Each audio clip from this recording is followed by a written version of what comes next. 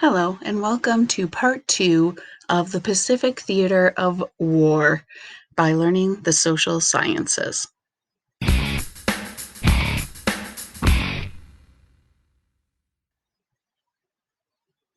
So, the last episode, we were discussing the Battle of Midway. Now, that is when the United States was able to stop the Japanese offense, and the United States was then able to then take that seat.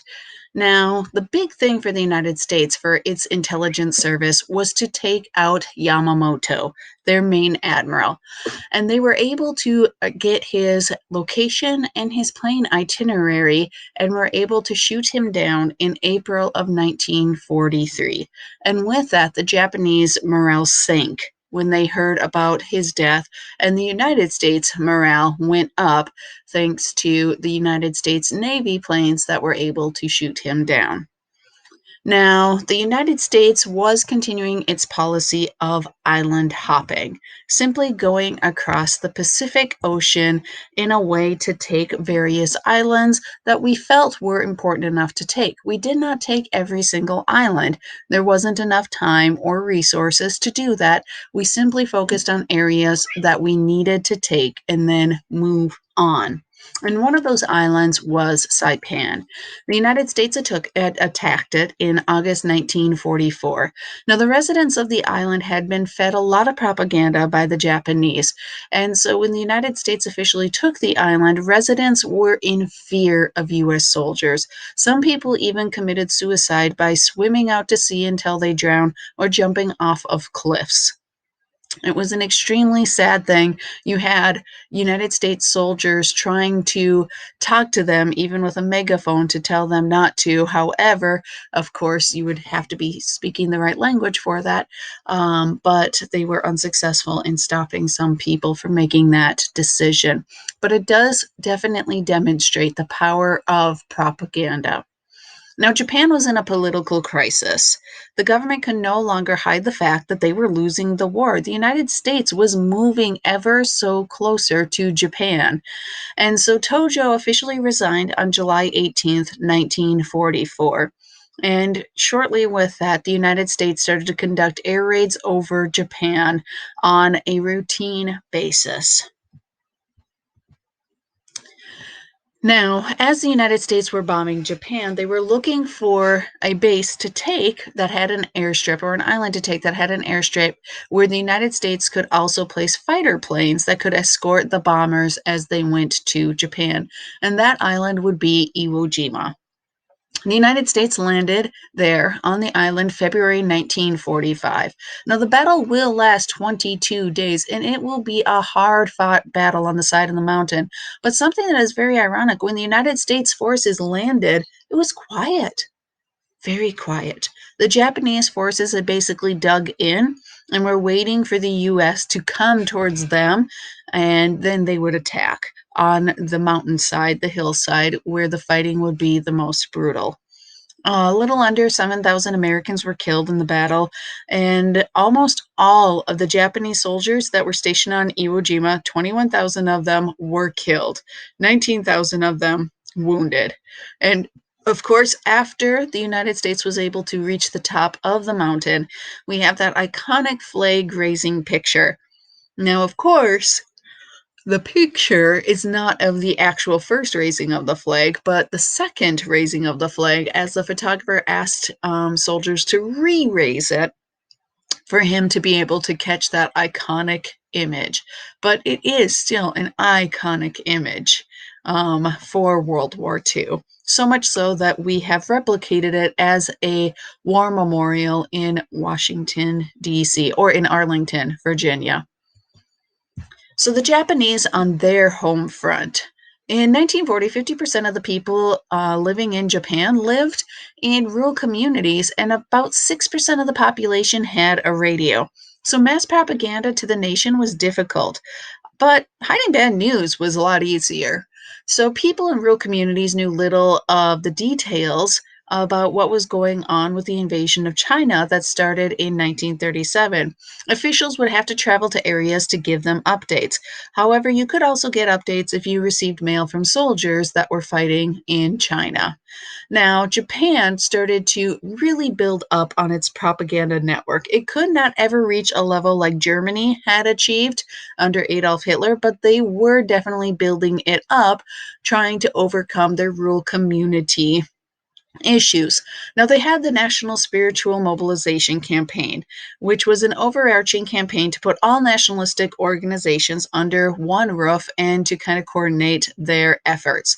So, they organized mass rallies, they had neighborhood associations, which actually was an old tradition in Japan to have neighborhood associations kind of protect your area. But now it had a new meaning in terms of a propaganda machine. And they also helped women make care packages for soldiers on the front, and to conduct other things to help the war effort. And this campaign also worked in the schools, building up the emperor worship. For example, in the schools, you would have a picture of the emperor. And if you were a student, every time you walked by that picture, you would pause for a moment and bow to the emperor. Now, the government also had to create a system of stringent rationing, and it continued to get more stringent as the war went on, especially in those final months. Families struggled to feed themselves in those closing months of the war.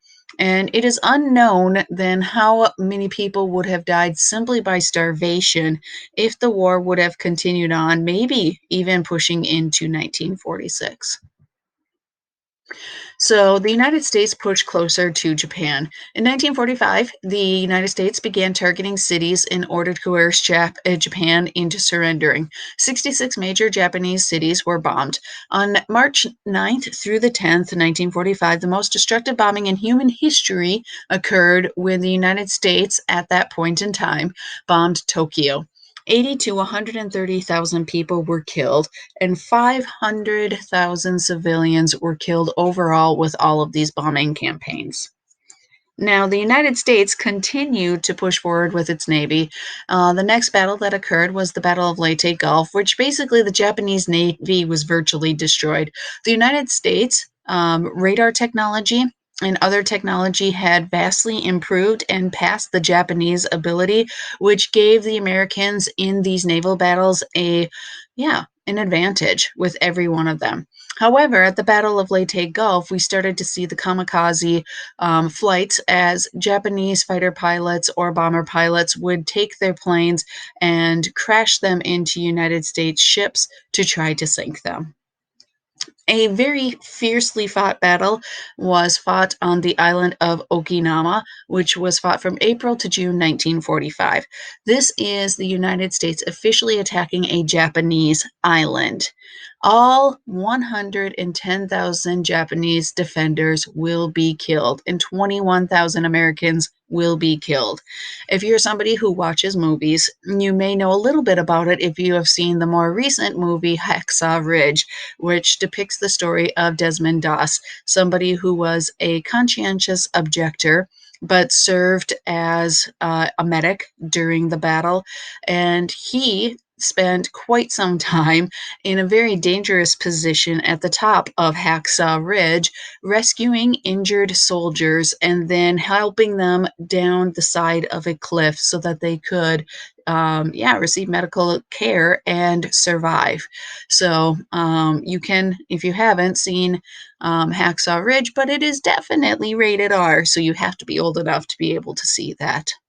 Anyway, the battle was very brutal and horrible things happened, which you can always look more into it if you want after you're done watching this video. So, atomic diplomacy. President Franklin Delano Roosevelt had funded a top secret Manhattan Project to develop an atomic bomb. Dr. Robert Oppenheimer successfully tested an atomic bomb in the summer of 1945. However, Franklin Delano Roosevelt had already passed away in April. And so now the new president, Harry S. Truman, was alerted to the successful test while he was sitting in Germany at the Potsdam Conference, where he was meeting up with his British counterpart and the Soviet counterpart, Joseph Stalin, to discuss what was going to be going on with the conclusion of the war in Japan, but also with the rebuilding of Europe. Anyway, the United States now had the opportunity to end the war a lot faster if it wanted to, but Harry S. Truman had to make the decision. An amphibious invasion could cost over 350 Allied casualties and over 1 million Japanese casualties or deaths, or possibly more. And Truman had to kind of figure out and weigh the numbers to figure, what am I going to do? Am I going to drop an atomic bomb, or maybe even possibly two? Or am I going to simply allow the war to play out? Well, he chose the atomic bomb. On April 6, 1945, the Enola Gay dropped an atomic bomb on Hiroshima.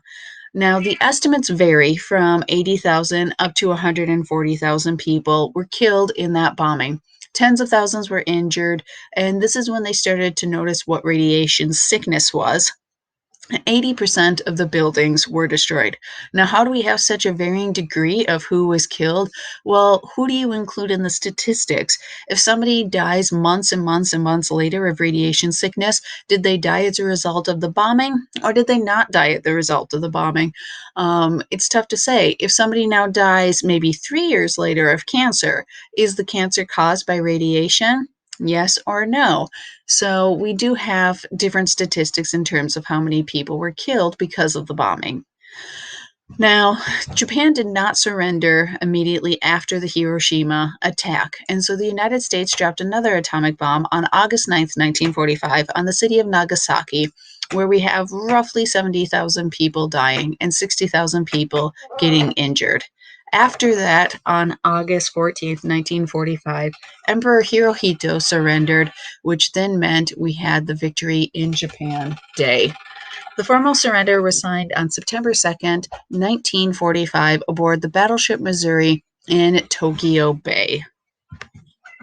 So, in terms of the cost of the war in the Pacific, Japan had over 2.3 million combat deaths, 5.5 to 8 million civilian deaths. China had 3.7 million combat deaths with 5 to 10 million civilian deaths. The United States, 400,000 combat deaths with 12,000 civilian deaths. In Indochina, 1 to 2 million civilian deaths. In the Dutch East Indies, which is now Indonesia, 2.4 to 4 million deaths.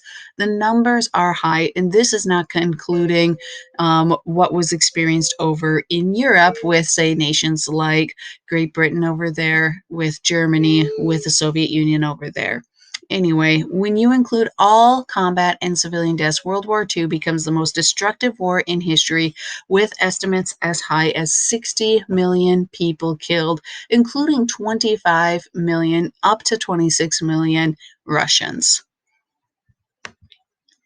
So, war trials. Japan, like Germany, had war trials after they were defeated. Although many would not be punished for their crimes in China, Tojo and the general responsible for the rape of Nanking would be executed. They had the International Military Tribunal for the Far East. 28 individuals were put on trial. 2 died during the trial, and 1 was found to be unfit to actually stand trial. But the other 25 were at least found guilty of at least 1 count brought against them. Now, something that catches my students off guard is that the emperor was able to maintain his position in Japan. It was felt that by removing him as a major figurehead, that there would be large protests and possible violence by removing him from his position, and so they kept him in his figurehead position. So that has been my lecture on World War II in the Pacific Theater. If you have any questions or comments, please leave them below. Thank you for watching. Bye-bye.